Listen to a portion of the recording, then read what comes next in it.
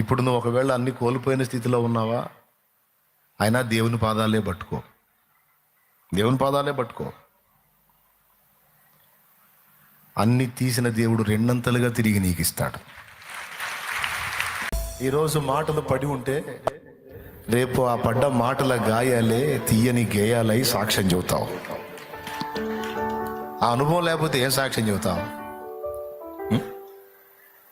కొన్ని ప్రతికూలతలు ఎదుర్కొన్న అనుభవం ఉంటే అదే అనుభవంలో వెళ్తున్న వారిని ఓదార్చగలుగుతావు. ఆ అనుభవమే లేనప్పుడు ఏం ఓదార్చగలుగుతావు? అవునా? కాబట్టి ఎటో పక్క నుంచి నిన్ను దీనుడిగా దీనురాలిగా చేయడానికి కొన్ని అనుభవాలు నీకు అనుమతించని దేవుణ్ణి అనుమతి ఉందని గుర్తించి ధైర్యంగా ముందుకు సాగు. ఏమంటారు? భయపడతారా?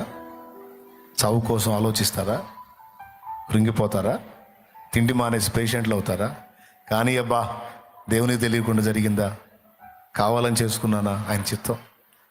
సరే మాటలు పడాలిరా నువ్వు అని అనుమతిస్తే పడతాను, అనుమతించని, ఆయన చిత్తం. పిలిచిన వాడు నమ్మదగిన వాడు కదా, ఆయనకే స్తోత్రం. నేను మెంటల్గా ప్రిపేర్ అయి ఉన్నా. అప్పుడే తిట్టాలా, ఎవడన్నా వచ్చి నన్ను తిట్టాలా, అప్పులోళ్ళు నన్ను తిట్టాలా, అప్పుడు యేసయ్య రియాక్షన్ ఎలా ఉంటుందో నేను చూడాలా అని ఎదురు చూశా. దేవుడి చిత్తం ఏందో, అప్పులోళ్ళు ఎవడొచ్చి తిట్టకపోగా వాళ్ళతో ఆయన మాట్లాడాడు, వాళ్ళే వదిలేశారు కొన్ని. అంటే నేను కాదు, ఇవ్వటానికి పోయినా కూడా వద్దులేని వదిలేశారు. అట్లా మాట్లాడాడు ఆయన వాళ్ళతో. తెలుసా మీకు? కాబట్టి మీరు ఏ విధమైన ఒత్తిడిలో ఉన్నా అది భారం నీది కాదు. నిన్ను సైతం, నీ భారాలే కాదు, నిన్ను సైతం సంకనేసుకొని మోస్తుంది యేసయ్యని మర్చిపోవద్దు. పౌలు మహనీయుడు ఒక మాట అన్నాడు, మంచి పోరాటం పోరాడాను, నా పరుగు కడముట్టించాను, నా విశ్వాసాన్ని కాపాడుకున్నాను, ఇక మీదట నా కొరకు నీతి కిరీటం ఉంచబడి ఉన్నది అన్నాడు. తిమోతి 2:4-7 అక్కడ అంటాడు, మంచి పోరాటం పోరాడాను, నా పరుగు కడముట్టించాను, సంఘాలు కట్టాను, సేవ చేశాను, పరిశుద్ధత కాపాడుకున్నాను, నేను ఇంత మంచోడిని అయ్యాను, ఇన్ని బోధలు చేశాను, ఇన్ని లేఖనాలు రాశాను, ఏం చెప్పలాడా? అవన్నీ చేశాడు ఆయన. ఆయన పరిశుద్ధుడు, పవిత్రతను కాపాడుకున్నవాడు, సంఘాలు కట్టాడు, అపోస్తలుడు, సేవకుల్ని తయారు చేశాడు, లేఖనాలు రాశాడు, సిద్ధాంతపరమైన పునాదులు వేశాడు, నేర్పరైన శిల్పకారుని వలె అన్నీ చేశాడు. కానీ ఇవేవి అక్కడ ఎత్తలా. మంచి పోరాటం పోరాడా, నా పరుగు కడముట్టించా, నా విశ్వాసం కాపాడు అంటే విశ్వాసమే హైలైట్ చేశాడు. అంటే పౌలు మహనీయుడికి సంఘాలు కట్టినా, లేఖనాలు రాసినా, అపోస్తలిక సేవ చేసినా, పరిశుద్ధత కలిగి జీవించిన ఎన్ని రకాలుగా ఉన్న వీటన్నిటికంటే కేంద్ర బిందువు గొప్పది ఏంటంటే విశ్వాసమే. అంటే పౌలుకి ఎదురైన శ్రమలు, శోధనలు, బాధలన్నీ కూడా విశ్వాసానికి పరీక్షలే. ఎంత దారుణమైన పరీక్ష అంటే, తమ్ముడా, ఈరోజు చిన్నపాటి మాట నీకు తగిలితే నేను ఎందుకు బతకాలి అంటావు నువ్వు. చిన్నపాటి కష్టం నీకు వస్తే నా బతుకు అర్థం లేదు, నేను చస్తే పోయిద్దని నువ్వు ఆలోచిస్తావు. చెల్లి, ఒక్క మాట చెప్తా, పౌలు ఎంత గొప్పోడు. ఆయన చేతి వస్త్రం తగిలితే రోగి స్వస్థత పొందాడండి. ఆయన కోపపడి ఒక మాట శపిస్తే చూస్తానే కళ్ళున్నోడు గుడ్డోడు అయిపోయాడు. పాము పట్టుకుంది, అగ్నిలో విదిల్చి చలి కాసుకున్నాడు.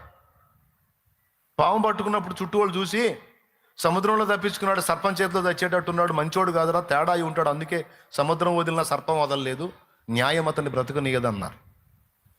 పాము విషం కూడా అతనికి ఏం చేయకపోయేసరికి, ఆ విషం కూడా అతనిలో విరిగిపోయేసరికి ఇతడు ఒక దేవత అన్నారు.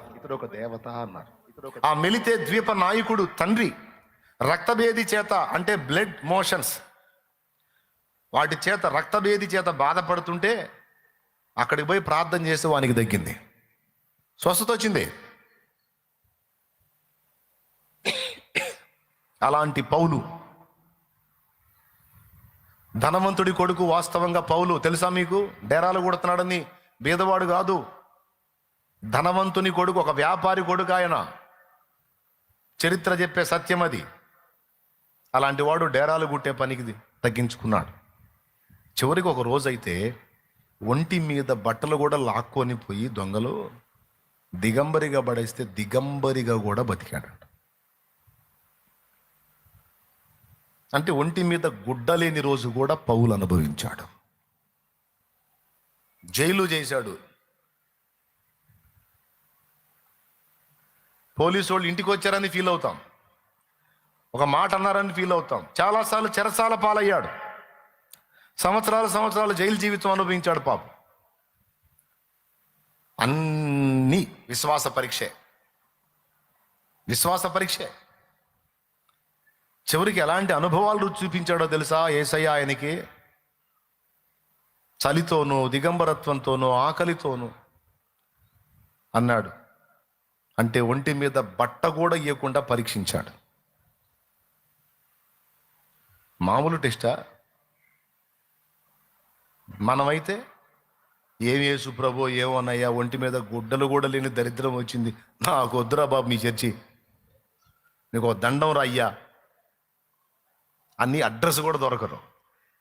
నువ్వు విశ్వాసం కలిగి లేవా అంటే, ఏం విశ్వాసం రా నాయన, నీ విశ్వాసం చల్లంగుండా మొత్తం బూస్టింగ్ అయిపోతే నేను రాను బా. యేసుప్రభు అంటే యేసుప్రభు అనేవాడు ఉంటే మరి నా ప్రార్థనలు ఎటుపోయింది, నేను చేసిన సేవ ఎటుపోయింది, కానుక కూడా తెచ్చి చేస్తుంది కదరా, నేను వేసిన డబ్బులు ఎటుపోయినాయి, ఏంది నాకు ఈ దరిద్రం, నేను రాను బా, నాకొద్దు బా. పౌలు అనలా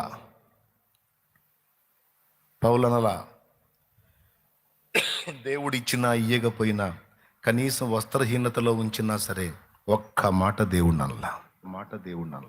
ఆ ఎదురవుతున్నవన్నీ చూసి నవ్వుకున్నాడు. ఎందుకు వస్తానే నాకు తెలుసు, నా విశ్వాసాన్ని పరీక్షించడానికే కదూ. నువ్వు ఎన్ని పరీక్షలన్నా పెట్టుకో, నిన్ను వదిలే ప్రసక్తి లేదయ్యా. నీతి కిరీటం దర్శనముగా దర్శించిన పరిశుద్ధ పౌలుకు, నీతి కిరీటం దర్శనముగా దర్శించిన పరిశుద్ధ పౌలుకు, విశ్వాసము కాచినావు, జయ జీవితము నిలిచినావు, విశ్వాసము కాచినావు, జయ జీవితము నిలిచినావు. సర్వోన్నతుడా నీవే నాకు ఆశ్రయ దుర్గము, సర్వోన్నతుడా నీవే నాకు ఆశ్రయ దుర్గము. ఎవరు లేరు నాకు ఇలలో, ఎవరు లేరు నాకు ఇలలో, ఆదరణ నీవేగా, ఆనందం నీవేగా, ఆదరణ నీవేగా, ఆనందం నీవేగా. దేవునికి మహిమ. హల్లెలూయా. ఏం చెప్తున్నానండి? విశ్వాసానికి పరీక్షగా కూడా, అసలు మన నమ్మకత్వం ఏ పాటిదో తేల్చుకోవడానికి కూడా అన్నీ ఇచ్చి టెస్ట్ చేస్తాడు, ఉన్నవన్నీ తీసి కూడా టెస్ట్ చేస్తాడు. ఇప్పుడు నువ్వు ఒకవేళ అన్ని కోల్పోయిన స్థితిలో ఉన్నావా, అయినా దేవుని పాదాలే పట్టుకో.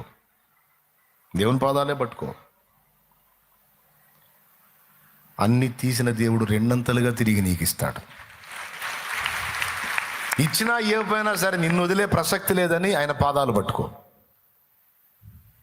దేవునికి స్తోత్రం.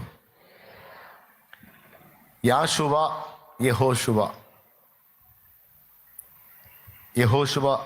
యాషువ అంటే రెండు ఒకటే అర్థాలు. యేసయ్యను యాషువ అని కూడా అంటారు. యాషువ అన్న యెహోషువ అన్న, యేసు అంటే రక్షకుడు, యెహోవాయే నా రక్షకుడు. వాగ్దాన దేశంలోకి ఇద్దరు పోయారు. వాళ్ళ పేర్లు చెప్పండి, మీరు పెద్దగా చెప్పాలి. ఇద్దరే చేరారు. వాళ్ళల్లో ఒక ఆయన యెహోషువ, ఒక ఆయన కాలేబు. యెహోషువ అంటే యెహోవాయే నా రక్షకుడు. కాలేబు అంటే అర్థం ఏందో తెలిసిన వాళ్ళు పెద్దగా చెప్పండి. కాలేబు అంటే అర్థం కుక్క అని. ఇప్పుడు కాలేబు అనే పేరు పెట్టిన వాళ్ళు నాకేళ్ళు చూస్తారన్నా, నాకు కుక్క అనే పేరు పెట్టావా నువ్వు? స్తోత్రం. ఈ రెండు అనుభవాలు మనం కలిగి ఉండాలి. ఎందుకంటే ఈ రెండు అనుభవాలు కలిగి ఉన్నాడే దేవుని వాగ్దానాలను స్వతంత్రించుకుంటాడు. సింపుల్గా అర్థమయ్యేటట్టు చెప్తా. యెహోవాయే నా రక్షకుడు అనే డైలాగ్ ఎప్పుడు వదిలిపెట్టకూడదు. యెహోవా నా కాపరి, యెహోవా నా సహకారి, యెహోవా నా అనేది మన డైలాగ్. ఆయనే నన్ను రక్షించువాడు, నన్ను పోషించువాడు, నన్ను నడిపించువాడు, నా సమాధానకర్త ఆయనే అనే అభిప్రాయం మనం కలిగి ఉండాలి, అనే విశ్వాసం మనం కలిగి ఉండాలి. నంబర్ 1. నంబర్ 2, కాలేబు అనుభవం కూడా మనకు ఉండాలంటే కుక్క అనుభవం ఏంది మరి? కుక్కను గురించి కక్కి తిరిగి తింటది అని పేతురు అన్నాడు కదా అంటే, ఆ అనుభవాన్ని పక్కన పెడితే అక్కడ మనం కుక్కలాగా ఉండకూడదులే, కానీ ఇంకొక విషయంలో మనం దానిలాగే ఉండాలి. ఫర్ ఎగ్జాంపుల్, మీ ఇంట్లో పెంపుడు కుక్క ఉందనుకో, దాన్ని పట్టుకో, కట్టేయి. కుక్క కదా, కుక్కను కొట్టినట్టు కొట్టు, దాన్ని కొట్టి వదిలేయి. దరిద్రుడా ఏం చేశాను నన్ను, ఇరగిర కొట్టావు నన్ను అని వేరే ఇంటికి పోదది. పోదో పచ్చడయ్యేటట్టు కొట్టినా సరే, సాయంత్రానికి మళ్ళీ నువ్వు కనపడితే తోక ఊపుకుంటా కుయ్యి అనుకుంటూ వచ్చింది. అయితే మళ్ళీ కొడతామని కాస్త బెదురుగా చూస్తానైనా సరే నీ దగ్గరికి వచ్చింది, కానీ ఇంకొకటి దగ్గరికి పోదు. ఎంతమందికి తెలుసు? నువ్వు తన్నేవని ఎప్పుడైనా మీ కుక్క పక్కింటికి వెళ్ళిపోయిందా? సరే, వారం రోజులు దానికి తిండి పెట్టవాకు, అది నీ ఇల్లు వదిలిద్దాం చూడు. అరుస్తానో, కుయ్యలాడతానో, మొత్తుకుంటానో, నాకు ఇంత పెట్టడానికి దండం పెడతానో అక్కడే కాసుకుంటాను. లేకపోతే నన్ను బయటకన్నా వదులురా, ఏ చెత్తన్నా తినొస్తాను. గేటు తీస్తే బయటకన్నా పోయి ఏదన్నా అంత తిని ఆహారాన్ని వచ్చి నీ ఇంటనే పడి ఉంటుంది. కానీ పొర్రపాటును కూడా ఈ దరిద్రుడు వారం నుంచి నాకేం పెట్టలేనేమో, నేను ఉండను ఇక్కడ అని వెళ్ళిపోదు. అవునా? కాబట్టి కుక్క దేనికి ప్రతీకగా చెప్తాం లోకస్తులుగా మనం? గతంలో ఉన్నప్పుడు విశ్వాసానికి గుర్తు, నమ్మకత్వానికి గుర్తు. ఎంత నమ్మకత్వం అంటే, ఒకడు వేరే దేశం వెళ్ళిపోతా కుక్కని ఇంకొకటి గీయడానికి మనసు లేక కొంచెం కఠిన హృదయుడు నది దగ్గరికి తీసుకెళ్ళి నీళ్ళలో ముంచాడంట కుక్కను చంపుదామని.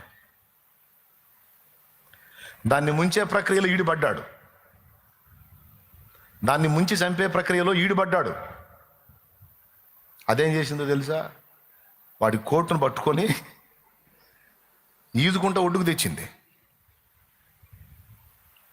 అప్పుడు అర్థమైపోయింది, నేను ఎంత బుద్ధిహీనుండ్రా, దాని ప్రాణం తీయబోయాను, కానీ అదెంత నమ్మకంగా ఉంది.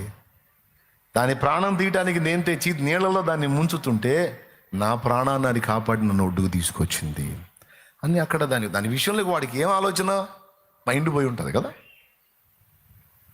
తనతో పాటు తీసుకెళ్ళాడు కదా దాన్ని కూడా, టికెట్ పెట్టుకొని. మరి స్తోత్రం, హల్లెలూయా. నేను ఎందుకు ఈ విషయాలు చెప్తున్నానంటే, పౌలు అలాంటి నమ్మకత్వాన్ని ప్రదర్శించాడు. కిరీటము నా సేవ కనలేదు, కిరీటము నా అపోస్తలికత్వాన్ని కనలేదు, కిరీటము నా సంఘాల కనలేదు, కిరీటము నా పరిశుద్ధ జీవితాన్ని కనలేదు, కానీ విశ్వాసాన్ని కాపాడుకున్నందుకు కిరీటం అన్నాడు. గ్రహించారా? అంటే ఎదురయ్యే పరీక్షలు విశ్వాసానికే, ఎదురయ్యే పోరాటాలు కొన్నిసార్లు డౌట్ వచ్చి దేవుడు ఉన్నాడా లేడని అనుమానాలు కూడా తెప్పిస్తాడు. ఉన్నాడా లేడా ఏంది ఆయన, లేకపోతే ఈ చేతులు ఎలా ఎందుకు ఉన్నాయి, ఈ కాళ్ళు ఇలా ఎందుకు ఉన్నాయి, ఈ ముఖం ఇలా ఎందుకు ఉంది, నేను అనేవాడిని, నేను అనేదాన్ని ఉనికిలోకి ఎట్టొచ్చాను, నేను ఇంత క్రమంగా ఉన్నానంటే ఇంత క్రమంగా నన్ను నిర్మించిన నిర్మాణకుడు తప్పనిసరిగా ఉన్నాడు. ఆయన ఎవరో కూడా నాకు తెలుసు, ప్రభు అయిన యేసుక్రీస్తు. కాబట్టి చేసినా చేయకపోయినా మొరలాలించెడి నిన్ను ప్రేమించేదా, మొర వినకున్నను నిన్ను ప్రేమించేదా. ఆడేదా వద్దులే, ఇంకా సరిపోయింది. నేను ఎందుకు పాడు మొదలు పెట్టినట్టు పాడకుండా ఉంటానా? నీ వెర్రితనం కాకపోతే మొరలాలించెడి నిన్ను ప్రేమించేదా, మొర వినకున్నను నిన్ను ప్రేమించేదా, మొరలాలించెడి నిన్ను ప్రేమించేదా, మొర వినకున్నను నిన్ను ప్రేమించేదా. నాదు సహాయక నిన్ను ప్రేమించేదా, సాయము రాకున్నను ప్రేమించేదా. నాదు సహాయక నిన్ను ప్రేమించేదా, సాయము రాకున్నను ప్రేమించేదా. సర్వకాల సర్వావస్థలలో, సర్వకాల సర్వావస్థలలో మానక నిన్ను గొలుతూ యేసా, నా బలమయ్యున్న దేవా, నా బలమయ్యున్న దేవా. నా హృదయంతటితో నిన్ను నేనెంతో, నా హృదయంతటితో నిన్ను నేనెంతో నిరతము ప్రేమింతు దేవా, మరి నిన్ను సేవింతు దేవా. నా బలమయ్యున్న దేవా, నా బలమయ్యున్న దేవా. దేవునికి మహిమ. శరీర బలహీనతకు గురయ్యాడు ఒక భక్తుడు. ఎంత బలహీనతకు గురయ్యాడంటే చాలా దారుణమైన పరిస్థితికి వెళ్ళిపోయి కురూపిగా మారిపోయాడు. చక్కగా ఉండే దైవజనుడు అంత దైన్య స్థితికి వెళ్ళిపోయాడు. వైద్యం లేదు, మందులు సఫలమవ్వట్లేదు, ప్రాణాపాయం, డెడ్లీ కండిషన్, మరణకరమైన పరిస్థితి. అంత కఠిన శ్రమ అనుమతించి అన్నీ ఇచ్చాను, గణపరిచాడు, అన్నీ చేశాను, మహింపరిచాడు. ఇప్పుడు అన్నీ పక్కన పడేసి శరీరాన్ని శుష్కింపజేశాను. ఇప్పుడు ఏం చేస్తాడో చూస్తాను. మీరు గమనిస్తే ఆ స్థితిలో ఉండి కూడా ఆయన దేవుణ్ణి మహింపరుస్తూనే ఉన్నాడు. బలహీనత ఎక్కువ చేస్తే ఇంకా ఎక్కువ చేస్తే తిడతాడా, ఏం దేవుడు అంటాడా అంటే లేదు, ఎంత ఎక్కువ చేస్తే అంత దగ్గర అయిపోతా ఉన్నాడు. చివరికి తీసుకున్నాడు, దైవజనుడి దేవుడు తీసుకున్నాడు. అంటే భక్తులను పరీక్షించే అధికారము, హక్కు దేవునికి ఉన్నాయి. ఎందుకంటే దానికి కారణం ఉంది. విశ్వాసాన్ని ఎందుకు పరీక్షిస్తాడంటే కిరీటం ఇవ్వడానికి పరీక్షిస్తాడు. విశ్వాసాన్ని ఎందుకు పరీక్షిస్తాడంటే సింహాసనం ఎక్కించడానికి పరీక్షిస్తాడు. విశ్వాసాన్ని ఎందుకు పరీక్షిస్తాడంటే రెండవ మరణము నుండి ఏ హాని జరగకుండా పరీక్షిస్తాడు. విశ్వాసాన్ని ఎందుకు పరీక్షిస్తాడంటే జీవవృక్ష ఫలమును మనకు తినిపించడానికి పరీక్షిస్తాడు. విశ్వాసాన్ని ఎందుకు పరీక్షిస్తాడంటే దేవుని మందిరములో ఒక స్తంభముగా మనల్ని నిలబెట్టే ఆధిక్యత కొరకు మనల్ని టెస్ట్ చేస్తాడు. విశ్వాసాన్ని ఎందుకు పరీక్షిస్తాడంటే రెండంతలుగా నీకు మేలు చేయడానికి తగిన వాడవా కాదా. విశ్వాసాన్ని ఎందుకు పరీక్షిస్తాడంటే పట్టజాలనంతగా నిన్ను ఆశీర్వదించడానికి నువ్వు యోగ్యుడవా కాదా నిర్ధారణ చేసి ఏబునలా పరీక్షించి పరిశోధించి శుద్ధి చేసి రెండంతలు మేలు చేశాడు. అబ్రహామును ఆ విధంగా ఒక్కడై ఉన్న కుమారుని అడిగి పరిశోధించి అందులో పాస్ అయిన అబ్రహాముకి ఆకాశ నక్షత్రములంత విస్తారమైన సంతానాన్ని ఇస్తానని వాగ్దానం చేశాడు, ఇచ్చాడు కూడా. దేవునికి స్తోత్రం. కాబట్టి మూడవదిగా మన విశ్వాసానికి పరీక్ష ఎందుకు అంటే ఇందుకు. కాబట్టి విశ్వాసానికి పరీక్షగా కూడా కొన్ని శ్రమలను దేవుడు మనకు అనుమతిస్తాడు. ఇవన్నీ ఎందుకు చెప్తున్నానంటే ఇక్కడ ఉన్న వాళ్ళలో మొదటి వ్యక్తి దగ్గర నుంచి చివరి విశ్వాసానికి పరీక్షగా కూడా కొన్ని శ్రమలను దేవుడు మనకు అనుమతిస్తాడు. ఇవన్నీ ఎందుకు చెప్తున్నానంటే, ఇక్కడ ఉన్న వాళ్ళలో మొదటి వ్యక్తి దగ్గర నుంచి చివరి వ్యక్తి దాకా ఎవరికి తగ్గ శోధన వారికి, ఎవరికి తగ్గ శ్రమ వారికి, ఎవరికి తగ్గ పరీక్ష వారికి, ఎవరికి తగ్గ పరిశోధన వారికి ఉంది. అసలు నాకే పరిశోధన లేదు, అన్ని విషయాల్లో ఫుల్ హ్యాపీగా ఉన్నాను అన్నోళ్ళు చేయొద్దండి. నాకే సమస్య లేదు, ఏ బాధ లేదు, ఏ ఇబ్బంది లేదు, ఏ శోధన లేదు, ప్రశాంతంగా ఉన్నాను, అసలు బాధలే లేవు నాకు అన్నోళ్ళు చేయొద్దండి.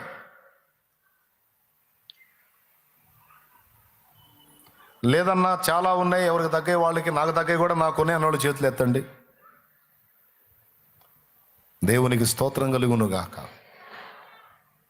అప్పులు ఉన్నాయి నీకు, ఉన్నావు తమ్ముడిని ఆసుపత్రిలో కలిశాను. ఆసుపత్రిలో ఆత్మహత్య ప్రయత్నం చేశాడు.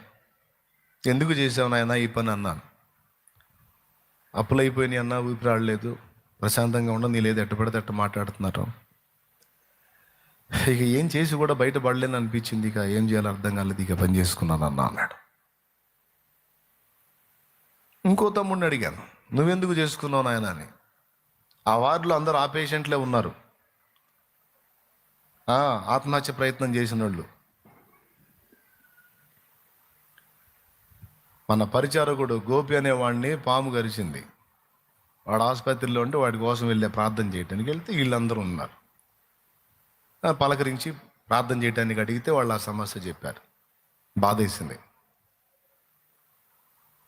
అంటే అప్పులు ఇచ్చిన వాళ్ళు తలోక మాట అన్నందున తట్టుకోలేక ఆ పని చేసుకున్నాడు. ఎలుకల మందు తిన్నాడు. మరి ఏం చెప్పాలో వాళ్ళకి అర్థం కాక వాళ్ళు ఏం ప్రశాంతంగా ఉండలేక, సరే ఇదంటే అప్పుల గోల అనుకుందాం. అప్పుల వాళ్ళు అంతే ప్రశాంతంగా ఉన్నారు, భయంకరంగా మాట్లాడతారు. అలా మాట్లాడకపోతే పైసలు వసూలు కావు అని వాళ్ళ ఫీలింగ్. చాలేమన్నా నువ్వు చెప్పినట్టు బతిలాడితే లెక్క చేయరన్నా, ఎత్తావా సత్తావా అంటే నన్నా ఇచ్చేది అని వాళ్ళు చెప్పేది వాళ్ళు చెప్తారు. సరే నేనంటాను, అప్పుల బాధలతో అలా ఆ పని చేశాడంటే అదొక ఎత్తు. పిల్లలకు స్కూల్ ఫీజు కట్టేదానికి లేక నేను చేసుకున్నానని ఇంకో తమ్ముడు చెప్పాడు. ఎంత కట్టాలి తమ్ముడు అంటే 35,000 కట్టాలన్నా. 35,000 రూపాయలు పిల్లలకు ఫీజు, వాళ్ళకి బట్టలు, పుస్తకాలు అవన్నీ తీసుకునేదానికి, పిల్లల్ని జాయిన్ చేసేదానికి లేక, నా మీద నాకు ఇంట్లో కష్టంగా ఉండి నా మీద నాకే విరక్తి వచ్చి నేను ఈ పని చేసుకున్నాను అన్న. ఈ సన్నివేశాలు, ఈ సమస్యలు మీకున్నాయా లేవా? పిల్లలకి ఫీజుకు డబ్బులు లేని పరిస్థితి మీలో ఎంతమంది అనుభవిస్తున్నారు? చేతులు ఎత్తండి. అదిగో మీరు కూడా చేతులు ఎత్తండి తల్లి. అదిగో అప్పుల పాలైపోయి ఊపిరి సలపని స్థితిలో ఎంతమంది ఉన్నారు? అప్పుల బాధలో ఉన్న వాళ్ళు చేతులు ఎత్తండి. అట్లా గద్దించండి చేతులు. అది దాదాపు మొత్తం చేతులు ఎత్తారు. నాకు తెలుసు ఆ బాధ ఎలా ఉంటుందో. అందుకే ప్రతిరోజు నేను మోకాళ్ళు వేసినప్పుడు అప్పులోళ్ళ కోసం తప్పకుండా ప్రార్థన చేస్తా. ఎందుకంటే అది ఎంత క్షోభో నాకు తెలుసు. అయితే ఒక్క మాట చెప్తున్నాను. అప్పులు ఇచ్చిన వాడు ఒక మాట అన్నాడు, ఆ మాట మనకు నొప్పి పుట్టించింది. అందుకే చచ్చిపోతే బాగుండని అలాంటి నిర్ణయం చేసుకున్నాం. ఓకే, నేను అంటుంది ఏంటంటే, దేవుణ్ణి ఎరగని వ్యక్తివై అన్యుడివైతే అలాంటి స్టెప్ నువ్వు తీసుకుంటే దేవుణ్ణి ఎరగని స్థితిలో, అజ్ఞానంలో అలా అడిగేశాడు అనుకోవచ్చు. దేవుణ్ణి ఎరిగిన వ్యక్తిగా యెహోవా నా కాపరి, నాకు లేమి కలగదు అని పాడుకుంటున్న నువ్వు అలాంటి పని చేస్తే అది కొంచెం ఆలోచించాల్సిన విషయం. ఎందుకంటే నీకు అన్ని సమస్యలకు పరిష్కారం ఇచ్చేటువంటి దేవుడు నీకు తోడై ఉన్నాడు. నీకు ఆ పరిస్థితి వచ్చిందంటే నేను చెప్పిన మూడింట్లో ఏదో ఒకటి అయి ఉండొచ్చు. ఒకటి, దేవుడు నీకు అనుభవ పాఠాన్ని నేర్పడానికి ఆ గతి రప్పించి ఉండొచ్చు. 2, దారి తప్పి తొలగినందున నీకు నువ్వే తెచ్చుకొని ఉండొచ్చు. 3, నీ విశ్వాసాన్ని పరీక్షించడానికి దేవుడు నీకు అనుమతించి ఉండొచ్చు.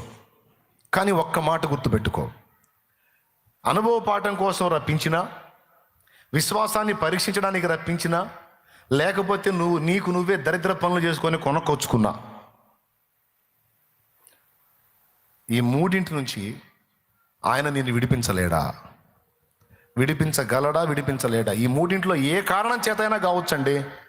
ఆయన నిన్ను విడిపించే బలం ఉందా లేదా? ఉంది అంటే చేయొద్దు. ఉందా? మరి విడిపించమను. రేపే విడిపించమను. ఇవాళ కూడా వద్దు, రేపు దా టైం ఇద్దాం. 24 గంటలు, ఈరోజు ఈ టైం నుంచి రేపు ఈ టైంకి విడిపించమను. విడిపించమనండి. విడిపించేది ఉంటే ఈ పరిస్థితి ఎందుకు ఉంటుంది అని అనొద్దు. 24 గంటలు కాదు, నువ్వు ఇంటికి పోయేసరికి ఒక కార్యం చేయగలడు ఆయన. రేపు ఈ టైం దాకా కాదు, రేపు తెల్లవారుగా మునిపి ఒక కార్యం ఈ రాత్రికే చేయొచ్చు ఆయన. ఎందుకంటే అంత బలవంతుడు ఆయన. రేపు హిజ్కియా రాజ్యాన్ని ముట్టడి వేస్తానని రబ్షాకే పలికితే, ఈ రాత్రి యెహోవా దూత బయలుదేరి అష్షూరు వారి దండుపేటలో 185,000 మందిని మొత్తాడు. తెల్లారేటప్పటికి వాడొచ్చి ఈ రాజ్యాన్ని ముట్టడి వేయటం కాదు, పత్తా లేకుండా పరారువాడు. వాడు ముట్టడి వేసేది ఎక్కడ? అడ్రస్ కూడా లేడు. మళ్ళీ రేపు ఈ టైంకి కాదు, నైట్కి నైట్ అయిపోయింది. అలాంటి బలవంతుడైన దేవుడు ఆయన చేతి కింద మనం ఉన్నాం. మనం ఇలాంటి శ్రమను అనుభవిస్తున్నామని ఎరిగుండి కూడా ఆయన మౌనం వహించాడంటే ఖచ్చితంగా మనకు పాఠం నేర్పటమో, అనుభవం నేర్పటమో, లేకపోతే ఇంకోసారి ఆ బుద్ధిహీనమైన పనులు చేయకుండా కొద్దిగా నలగనివ్వటమో, లేకపోతే విశ్వాస పరీక్షలో మన ఓర్పును, సహనాన్ని గమనించటమో, మన విశ్వాసాన్ని, నిరీక్షణను, పట్టుదలను గమనిస్తూ ఉండటమో చేస్తున్నాడు. ఇదేదో ఓదార్పు కోసం, ధైర్యం కోసం చెప్పట్లా, వాక్యానుసారంగానే నేను చెప్తున్నా, నా సొంత మాటలు కాదు. భక్తుల్ని విడిపించదలుచుకుంటే దేవుడు సింహపు గుహలోనికి పోకుండానే విడిపించేవాడు. అతని మీద కేసు వచ్చినప్పుడే పరిష్కారం అయిపోయేది, రాజు ఆజ్ఞనే నెరవేరేది. అందరూ వేరు, దానియేలు వేరు, దానియేలు నేను వదిలేస్తున్నాను అన్నాడు రాజు. కానీ వాళ్ళే ఉన్నారు, ఒక కంట్లో బెల్లం ఒక కంట్లో సున్నం పెడతావా? అందరికి ఒక న్యాయమో, దానియేలుకు ఒక న్యాయమా? ఎట్లెట్లా కుదిరితే కుదరదు. దేవుడు దలుచుకుంటే ఆ ఆజ్ఞనే స్థిరపరిచేవాడు. కానీ రాజు ఆజ్ఞ కూడా వీగిపోయింది అక్కడ. ఖచ్చితంగా దానియేలు సింహాల గుహలో పడవేయబడ్డాడు. కానీ పడవేయబడిన తరువాత, సింహాల మధ్యలోకి వెళ్ళిన తరువాత, వాటి మధ్యలో ఒక రాత్రంతా ఉన్న తర్వాత, వాటి మధ్యలో అతనికి ఏం కాకుండా మళ్ళా క్షేమంగా బయటికి తెచ్చాడు.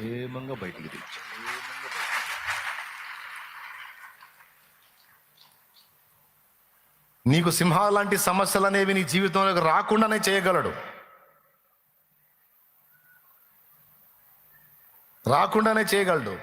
కానీ ఆయన బలం నీకు అర్థం కాదు, ఆయన్ని కొంత అర్థం చేసుకోగలవు. వాటి మధ్యలో నుంచి నిన్ను తీసినప్పుడు ఆయన బాహుబలం నీకు అర్థమైద్ది, ఆయన ఏందో నీకు అర్థమైద్ది. దానియేలుకు తెలుసు, ఆఖరి నిమిషంలోనైనా ఆయన అద్భుతం చేయగల దేవుడు. ఒక నిమిషం చాలు నా దేవునికి, ఒక్క నిమిషం చాలు. ఆ నిమిషంలో ఎంత కార్యమైనా చేయగలడు. అలాంటి దేవుడు ఇలాంటి పరిస్థితిని నాకు అనుమతించాడంటే, నా ప్రభు నాకు ఇచ్చిన గిన్నెలోనిది నేను త్రాగకుందునా అనే డైలాగ్ మనం మర్చిపోకూడదు. నా ప్రభు ప్రేమించి నాకు ఇచ్చిన గిన్నెలోనిది నేను స్వీకరించకుందునా, నా ప్రభు చిత్తమే జరుగును గాక, నా ప్రభు చిత్తమే నెరవేరును గాక. ఆయన దీన్ని అనుమతిస్తే దాన్ని తప్పకుండా భరిస్తాను. ఏమండే, అప్పులు ఇచ్చిన వాళ్ళు ఎట్ట పడితే అట్ట మాట్లాడుతున్నారన్నా, బతకాలనిపించాలి అందుకే చచ్చిపోవాలనుకున్నాను అంటే, దేవునికి తెలియకుండా ఒక దోషణం నీకు వచ్చిద్దా? ఆయన నిన్ను తిట్టారు, తిడితే ప్రాణం తీసుకోవాలనుకున్నావు. అప్పుడు ఇక తిట్టడం మానేసి వచ్చి నీ సమాధి దగ్గర ఏడుస్తారా? చెల్లెమ్మా, వచ్చి నీ సమాధి దగ్గర బాధపడతారా? తమ్ముడు, ఏమంటారో తెలుసా? మా సొమ్మంతా తీసుకొని మమ్మల్ని రోడ్ల పాలు చేసి అతను చనిపోయాడు అని కూడా సవ్యంగా మాట్లాడు. మా నోరు కొట్టి, మా కడుపు కొట్టి, మా బతుకులు నాశనం చేసి వాడు చచ్చాడు అంటారు. దానివల్ల తిట్లు ఆగుతాయా, కంటిన్యూ అవుతాయా? కష్టమో నిష్ఠూరమో మీరు తిట్టినా, కొట్టినా, దూషించినా, నిందించినా లాభం లేదు. ఉన్నవన్నీ తెగ నమ్మి వైనం చేస్తా. ఇక మిగిలిన వాటికి నాకు దేవుడు దయ చూపిందాకా మీరు ఓపిక పట్టటమే. అయినా సరే వెంటాడితే చట్టం ఉంది. చట్టం ఉంది. చట్టాన్ని ఆశ్రయించడం, చట్ట ప్రకారం వాళ్ళని కంట్రోల్ చేసుకొని నిలబడటం. ఇవాళ కాకపోతే రేపు లేదు, అది లేదు, ఇది లేదు తిడుతున్నారు. దేవుని సెలవు లేకుండా నిన్ను మాట పడనిస్తాడా?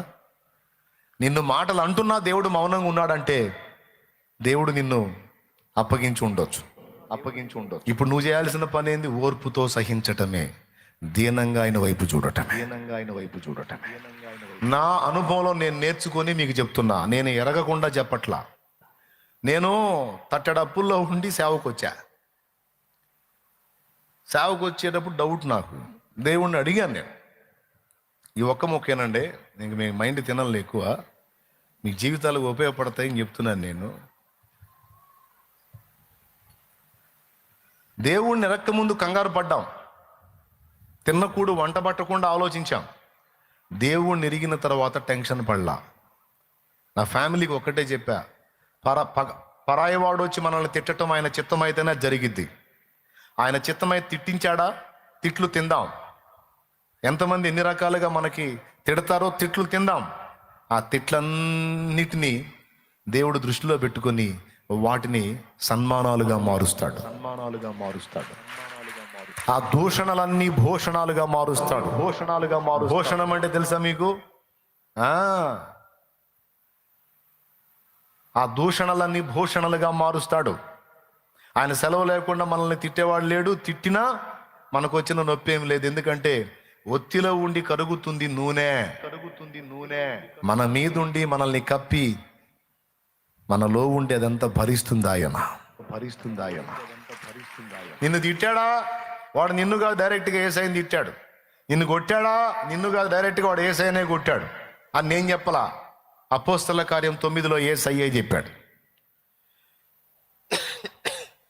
సౌలా నన్నెందుకు హింసిస్తున్నావు? ప్రభువా నువ్వెవరివి? నిన్ను హింసించడం ఏమిటండి?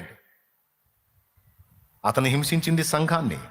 అపోస్తల కార్యం 8 మీరు చూస్తే, సౌలైతే ఇంటింటా దోచి స్త్రీలను, పిల్లలను, పురుషులను హింసించుచు హత్య చేయుట మానక సంఘమును హింసించుట తనకు ప్రాణాధారమైనట్టుగా ఈ పని చేస్తున్నాడని ఉంది.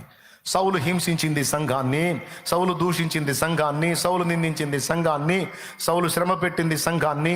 కానీ యేసయ్య ఏమన్నాడు తెలుసా? నన్ను దూషించావు, నన్ను హింసించావు, నన్ను నిందించావు, నన్ను శ్రమ పెట్టావు. అసలు నీకు నాకు సంబంధం ఏంటంటే, నువ్వెవరిని తాగుతున్నావో తెలుసా? వాళ్ళు నా శరీరం రా. సంఘం ఎవరు? ఆయన శరీరం. నువ్వెవరు? సంఘములో ఒక సభ్యుడివి, సంఘములో ఒక భాగము నువ్వు. కాబట్టి ఇప్పుడు నిన్ను స్పర్శిస్తే ఇంకొక లాజిక్ కూడా చెప్పొచ్చు. కాలి బొటన వేలు మీద చీమ గుట్టింది. ఏది స్పందించింది ముందు? చెయ్యి. ఎవరు చెప్పారు? చెయ్యి కాదు, తలకాయ. తలలో బ్రెయిన్. ఎప్పుడైతే ఇక్కడ ఒక చీమ పైకి ఎక్కినప్పుడే స్పర్శ వెళ్ళిపోద్ది అక్కడికి. అది ఎంత స్పీడ్గా అంటే 1 సెకండ్ కంటే తక్కువ టైంలో వెళ్ళిపోయింది. బ్రెయిన్కి సంకేతం వెళ్ళి సెకండ్ కంటే తక్కువ టైంలో బ్రెయిన్ నుండి హ్యాండ్కి ఆజ్ఞ వచ్చింది. అట్లా చీమ కొట్టగానే టపిమని కొడతావు, 1 సెకండ్ కంటే తక్కువ టైంలో జరిగిద్ది అది. అంటే దీని నుంచి సమాచారం ఎప్పుడు పోయింది, దాని నుండి సంకేతం హ్యాండ్కి ఎప్పుడు వచ్చింది, హ్యాండ్ ఎప్పుడు స్పందించింది, ఎంత స్పీడ్గా ఉంటుందో చూడు వర్క్. టోటల్గా బాడీలో ఎక్కడ దేని టచ్ అయినా సరే ఫస్ట్ బ్రెయిన్కే వెళ్ళింది సమాచారం. సంఘమునకు శిరస్సు ఎవరు? క్రీస్తు శరీరం ఎవరు? సంఘం అనగా ఎవరు? చెప్పు. నేను. చెప్పు తమ్ముడు. నేను. మారు మనసు పొంది బాప్తిస్మం పొందిన వాళ్ళు ఎంతమంది? మీరందరూ ఆయన శరీరం. నిన్ను ముట్టినవాడు వెంటనే తల స్పందించిద్ది. బాధ ఫీల్ అయ్యేది ఎవరు? బ్రెయినే. జాగ్రత్త చేసేది ఎవరు? బ్రెయినే. ఉదాహరణకి బాధ ఫీల్ అయ్యేది బ్రెయినే అని నేను ఎందుకు అన్నానంటే, ఇప్పుడు బ్రెయిన్ డెడ్ అయింది అనుకో, ఇంక నువ్వు ఎంతన్నా కొట్టు, అవునా? బ్రెయిన్ అచేతనం అయిందనుకో, అపస్మారక స్థితికి వెళ్ళిపోయిందనుకో, ఇక ఎంతన్నా గిచ్చు ఏమన్నా చెయ్యి, అవునా? ఇప్పుడు నొప్పిని ఫేస్ చేసేది ఎవరయ్యా?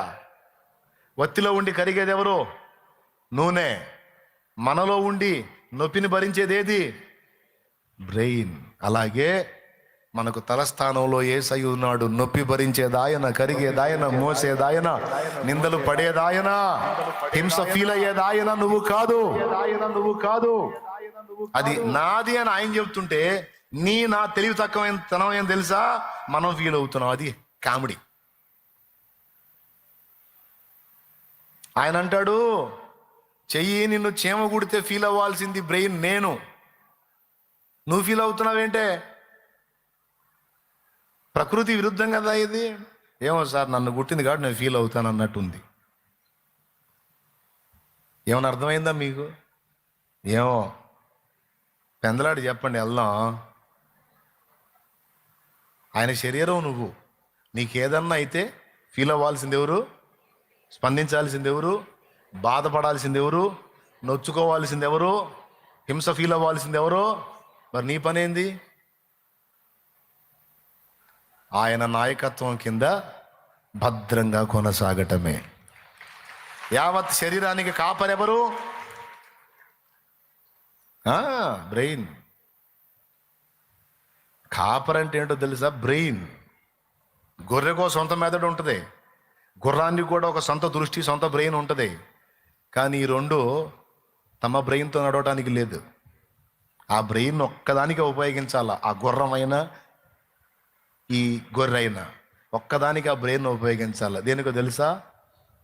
తనకు పెద్ద బ్రెయిన్ అయినటువంటి ఆ కాపరికి, ఆ సారథికి తమను తాము అప్పగించుకునే విషయంలో మాత్రమే ఆ బ్రెయిన్ ఉపయోగించాల. అక్కడే ఆ బ్రెయిన్ ఉపయోగించాలి. ఇంకా విడివాటిగా ఆ బ్రెయిన్ స్పందించకూడదు. ఇప్పుడు గొర్రెలు ఉంటాయి, గొర్రెలకు బ్రెయిన్ ఉందిగా, వెళ్ళొచ్చుగా, వెళ్తాయా? కాపరి ముందు వెళ్ళాలి. కాపరి మంటల్లో గుండా పోయాడు అనుకో, ఈ మైండ్లో లేడేందిరా, మంటల్లో గుండా పోయాడు, నాకు మైండ్ ఉంది, నాకు బ్రెయిన్ ఉందని మంట పక్కగా పోదు. ఒక వీడియో ఉంది, చూస్తారా? వాడేస్తే కదా మీరు చూసేది. ఏమో వాడు వేస్తున్నాడో, మీటింగ్ పెట్టుకున్నారో, ఆడొక బ్యాచ్ ఉంటారు, పెద్ద పెద్దోళ్ళు ఉంటారు అక్కడ గదిలో.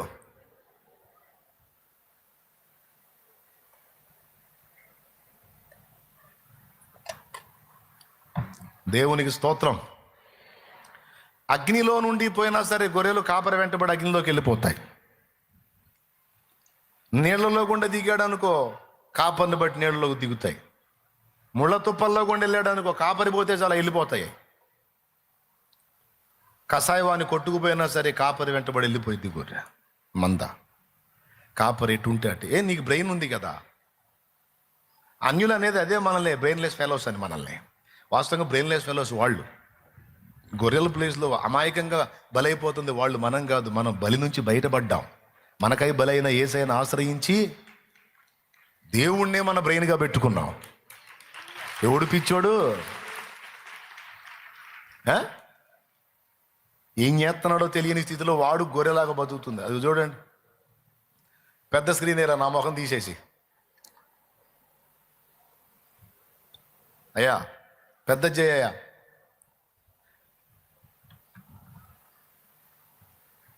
అది ఫస్ట్ కాపరి దూకాడు చూడండి. అవి నిప్పుల్లోంచి దూకుతున్నాయి, మొత్తం దూకుతున్నాయి చూడు. వాటికి బ్రెయిన్ లేదా? షార్ట్ అది, సరేలే. మళ్ళీ చూడండి, గొర్రెలకు బ్రెయిన్ లేదా? ఆ బ్రెయిన్ ఏం చేసినాయి? కాపరికి అప్పచెప్పినాయి. అంటే ఇక ఏదైనా ఫేస్ చేయాల్సింది నువ్వే. నువ్వు లైన్లో ఉంటే మేము ఉంటాం, నువ్వు తేడా పడితే మేము తేడా పడతాం. నాయన మా కాపరి నువ్వే. అంటే మా మెదడు, నా ఆలోచన ప్రపంచం నువ్వే. ఓకేనా? గుర్రానికి కళ్ళు ఉంటాయా ఉండవా? ఎప్పుడన్నా గుర్ర బండి చూసారా మీరు? దాని కళ్ళకి ఏముంటాయి? గంతలు ఉంటాయి. కళ్ళు ఉండి గంతలు ఎందుకు కడతాడు? జస్ట్ కళ్ళేమో ఒకటేసి ఎటు కావాలో అటు ఆయనే తిప్పటం తప్ప దాని కళ్ళు ఉన్నాయి కాబట్టి ఎటు పడితే అటు పరిగెత్తడానికి లేదు. దేవునికి స్తోత్రం కలుగును గాక. సారథి యొక్క సెలవు చొప్పునే నడవాలి. దానికి కళ్ళు ఉన్నాయి, సొంత బ్రెయిన్ ఉంది. గొర్రె కూడా కళ్ళు ఉన్నాయి, బ్రెయిన్ ఉంది. అయినా సరే అదిగో చూడు, ఇంకా దాని ఇష్టం వచ్చినట్టు చూడటానికి లేదు. అంటే తన్ను తాను అప్పగించేసుకుంటుంది కాపరికి. ఇంకేదైనా ఆ సారథి కాపరే. వీళ్ళిద్దరూ గుర్రానికి గొర్రెకు ఏ స్థానంలోకి వచ్చారు? బ్రెయిన్ స్థానంలోకి వచ్చారు. యెహోవా నా కాపర్ అంటే అర్థం అది అక్కాయ్, అది అన్నాయ్. పాట యెహోవా మా కాపరి అంటే మనల్ని కాపాడటానికి కాపరి అని అనుకుంటున్నారు. కానీ మన నొప్పి, బాధ, శ్రమ, వేదన, హింస, దూషణ అన్ని ఫేస్ చేసేది ఆయన అన్న స్పృహ నీకు రావాలి. నువ్వు స్పందించావు అనుకో, నన్ను తిట్టారని నువ్వు స్పందించావు అనుకో, ఆయన స్పందించడు. తిప్పలు పడుతున్నావుగా, కానీ చెయ్యి, నువ్వే తిప్పలు పడు అంటాడు. చెయ్యో కాలో నువ్వు స్పందించలేదనుకో, ఆయన స్పందిస్తాడు. తిట్టారు, నిన్ను దూషించారు. నేను స్టార్టింగ్లో నేను ప్రాక్టికల్గా నేర్చుకున్నది అదే అని చెప్పా కదా. ఇప్పుడు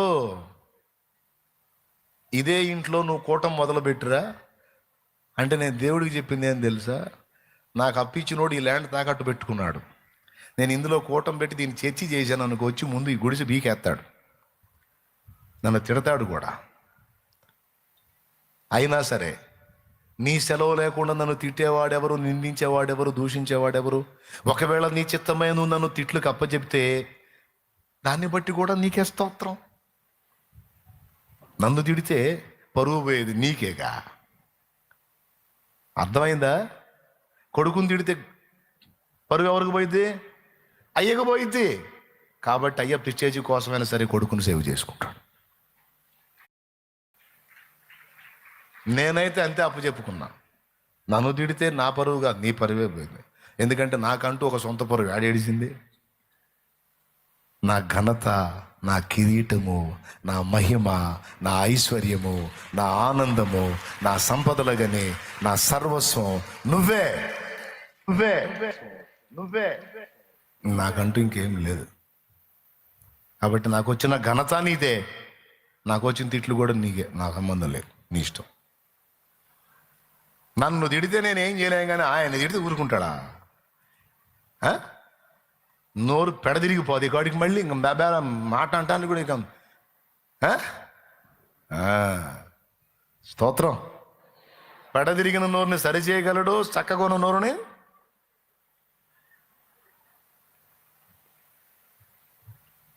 కాబట్టి ఎవరు మోయాలి? కాపరి మోయాలి. ఎవరు మోయాలి? బ్రెయిన్ మోయాలి. ఎవరు కరగాలి? నూనె, నువ్వు కాదు. నువ్వు ఒత్తి. నీలో కరుగుతున్న నూనె యేసు, నీ పైన వెలుగుతున్న వెలుగు పరిశుద్ధాత్మ. జస్ట్ ఒత్తిది. ఆ నూనె లేకపోతే ఆ అగ్ని చేత కాలిపోయి పనికిరావు. కాబట్టి మీకు క్లియర్గా అర్థమైంది అనుకుంటాను. ఏమర్థమైంది? అప్పులోళ్ళు తిట్టారా? తిను, ఏం పర్వాలా, తిట్టని, లోపల సంతోషపడు. ఈ తిట్లన్నీ నాకు భవిష్యత్తు సాక్ష్యాలు, ఈ దూషణలన్నీ నా భవిష్యత్తుకు సాక్ష్యాలు.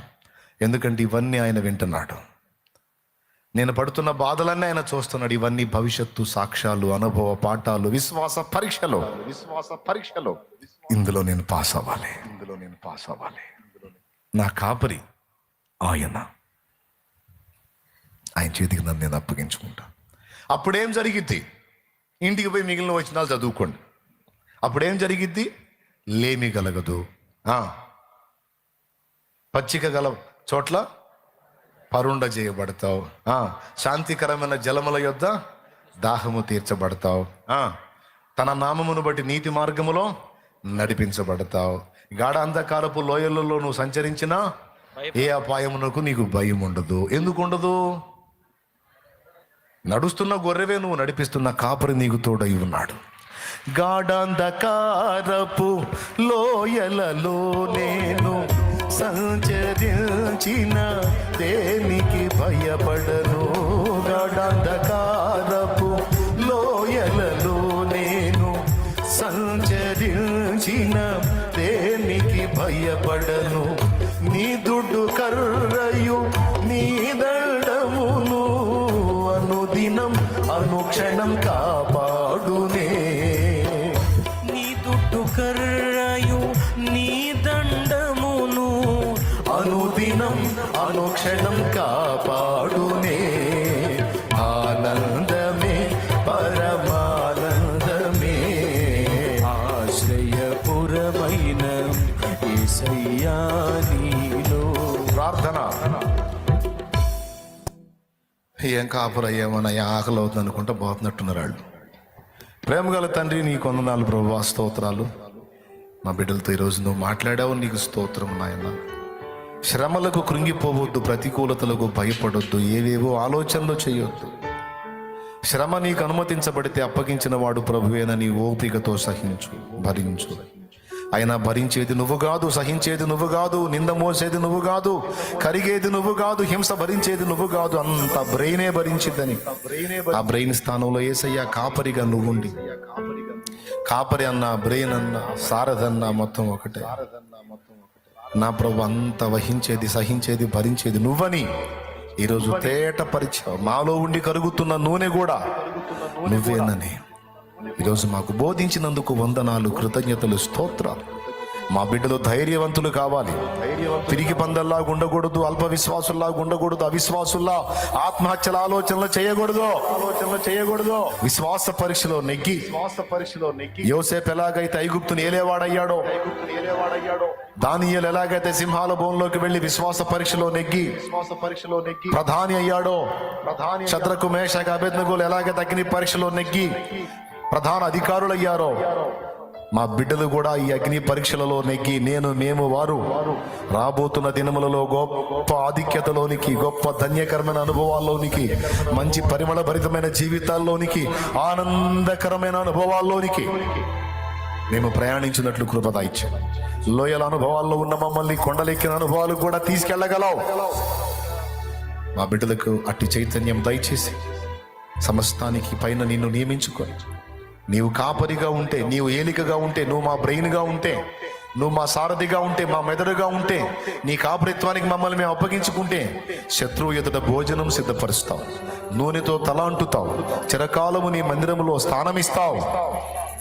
నీకు స్తోత్రాలు. ఈ విషయాలన్నీ మా బిడ్డల గ్రహింపులో స్థిరపరచమా. ఇంకా ఎంతమంది అయితే నిన్ను కాపరిగా అంగీకరించలేదో వారు కూడా అంగీకరించడానికి సహాయం వచ్చే. ఇంకా ఎంతమంది అయితే రక్షణలోనికి రాలేదో వారందరూ రక్షణలోనికి రావడానికి సహాయం వచ్చే. ఎంతమంది రక్షణలోకి వచ్చి తప్పిపోయారో వారిని కూడా దయచేసి నీ పాదాల చెంతకు తీసుకొచ్చి నీ రెక్కల నీడలో స్థిరపరచండి. బిడ్డలందరినీ పేరు పేరును ఆశీర్వదించి రోగాలు, బాధలు, అప్పులు, ఆర్థిక ఇబ్బందులు తొలగించి సమాధానము, ధైర్యమును దయచే. తిరిగితనం దూరపరచండి. ప్రతికూలతలని తట్టుకునే శక్తి దయచే. మమ్మల్ని నీ కృపతో నడిపించమని యేసు నామములో ప్రార్థించి పొంది ఉన్నాం తండ్రి. పరలోకమందున్న మా తండ్రి, నీ నామం పరిశుద్ధపరచబడును గాక, నీ రాజ్యం మాకు వచ్చుగాక, నీ చిత్తం పరలోకమందు నెరవేర్చినట్లు భూమి యందును నెరవేరును గాక. మాకు కావలసిన అనుదిన ఆహారం నేడు మాకు దయచే. మా పట్ల అపరాధం చేసిన వారిని మేము క్షమించున్న రీతి నీవు మా అపరాధములు క్షమించు. మమ్మల్ని శోధంలోనికి తేక దుష్టి నుండి, కీడు నుండి తప్పించు. ఎందుచేతనగా రాజ్యము, బలము, మహిమ, శక్తి సర్వం నిరంతరం నీవై ఉన్నావు తండ్రి. మన తండ్రి అయిన దేవుని ప్రేమ, ఆయన ప్రియ కుమారుడు, మన ప్రాణ ప్రియుడు, మన ప్రధాన కాపరి, మన ప్రధాన యాజకుడు, మనకు సమస్తము అయ్యున్న యేసయ్య శాశ్వత నిత్య కృప, పరిశుద్ధాత్మతోడి మనోహర దివ్య అన్యోన్య సహాయ సహవాసం సమకూడిన మనకు సకల పరిశుద్ధులకు, సార్వత్రిక సంఘమంతటికి, ఇక్కడున్న బిడ్డలకు, లైవ్ ద్వారా, జూమ్ ద్వారా వీక్షిస్తున్న బిడ్డలందరికీ సదా తోడై నిత్యత్వంలో చేరు పర్యంత మనల్ని నడిపించును గాక. ప్రభు యేసు రక్తమునకే జయం, ప్రభు యేసు రక్తమునకే జయం, ప్రభు యేసు నామమునకే సంపూర్ణ విజయం కలుగును గాక. ఆమేన్. హల్లెలూయా, హల్లెలూయా, హల్లెలూయా. బిడ్డలు విశ్వాసంతో తెచ్చిన నూనె నీ శక్తితో నింపి వినియోగించి ప్రార్థించుట ద్వారా సంపూర్ణ స్వస్థత బిడ్డలకు కలిగించమని, బిడ్డలకు మేలు చేయి. అప్పుల నుంచి, ఆర్థిక సమస్యల నుంచి, రోగాల నుంచి, ఇతర ప్రతికూలతల నుంచి విడిపించి అందరూ ఆత్మీయతలో బలాభివృద్ధి చెందిన వారై, పరిశుద్ధాత్మ సంబంధులై, ఆత్మాభిషేకం గలవారై, భక్తి నుంచి తొలగిపోక, ఆత్మీయత నుంచి, విశ్వాసం నుంచి తొలగిపోక ఇంకా వేళ్ళూనుకొని బలమునందే కృప దయచేయమని, నీ మందిరావరణలో నాటబడిన వారై ఖర్జూర వృక్షం వలె నీతిమంతులుగా మొవవేసే కృప దయచేయమని, యేసు నామములో తిరిగి ప్రయాణములో వెళుచుండగా మార్గమందు తోడయుండి సురక్షితముగా గృహాలకు చేర్చమని, ఏ ఒక్కరూ ఏ కీడులో పడకుండా కాపాడమని, ఈ వారములో ఇదిగో ఈ ఆదరణ వాక్కు పొందారు, వచ్చే వారంలో సాక్ష్యాలతో రావాలి యేసు నామములో. ఓ ఈ శ్రమలు సమస్యలన్నీ కూడా మాకు కిరీటమే ప్రభు, అనుగ్రహించమని యేసు నామములో పొంది ఉన్నాం తండ్రి. ప్రవేశు రక్తమునకు జయ, ప్రవేశు రక్తమునకు జయ, ప్రవేశు నామమునకు సంపూర్ణ విజయం కలుగును గాక. ఆమేన్. హల్లెలూయా, హల్లెలూయా, హల్లెలూయా, హల్లెలూయా. అన్ని ఫేస్ చేస్తుంది ఎవరు? ఎవరు?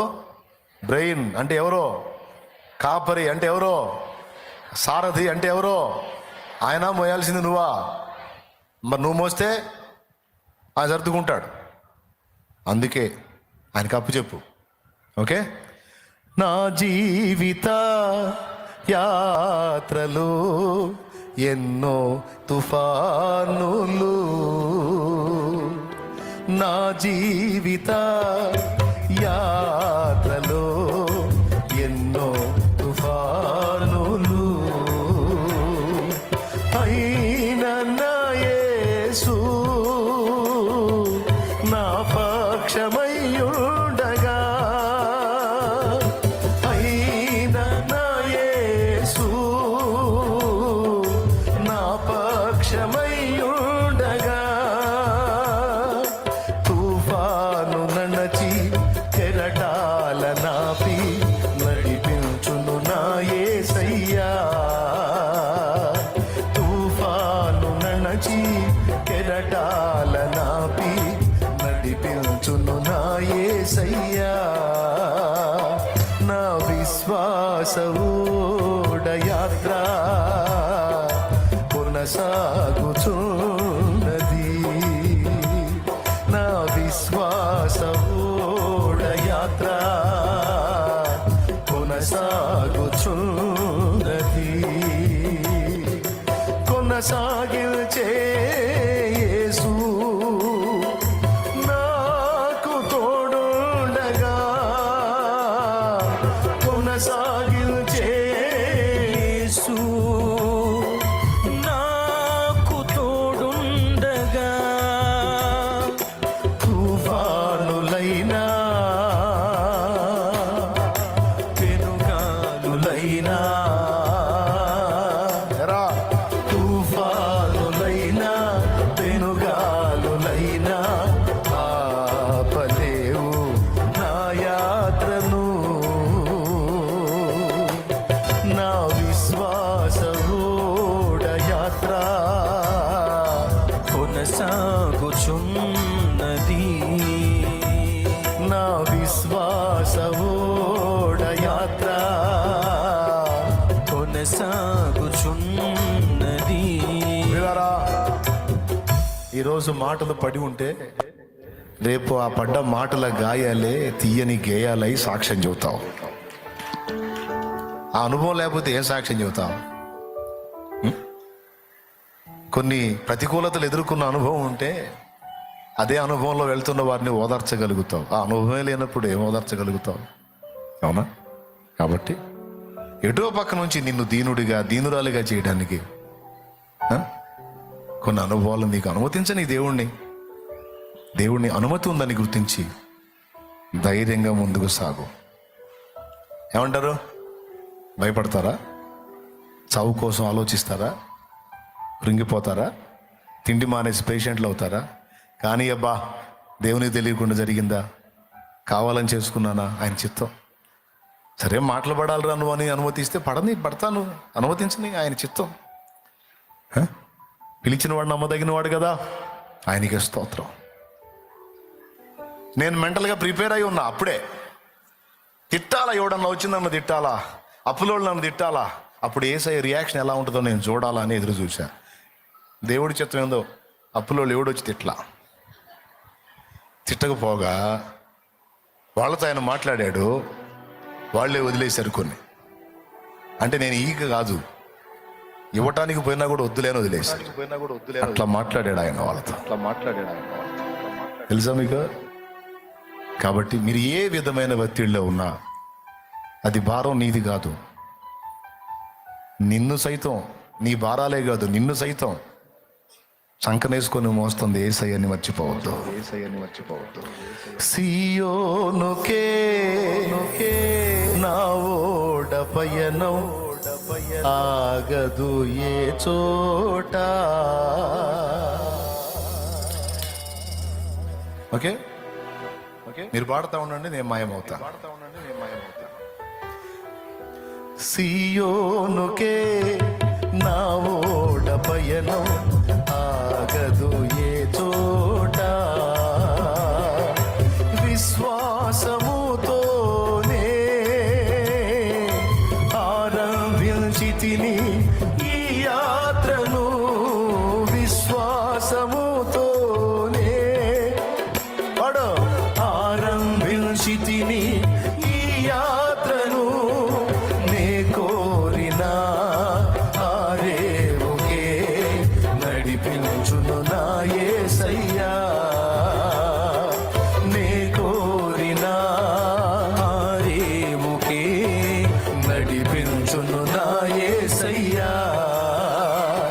నా విశ్వాస ఓడ యాత్ర కొనసాగుచున్నది.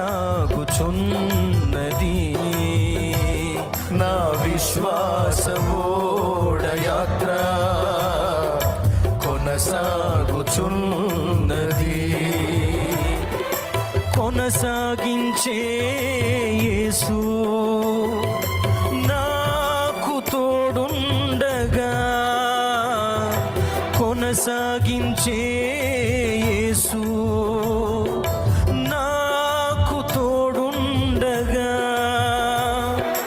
తుఫానులైన పెనుగాలులైన ఆపలేవు నా యాత్రను. నా విశ్వాస ఓడ యాత్ర కొనసాగుచున్నది. కొనసాగుచున్నది.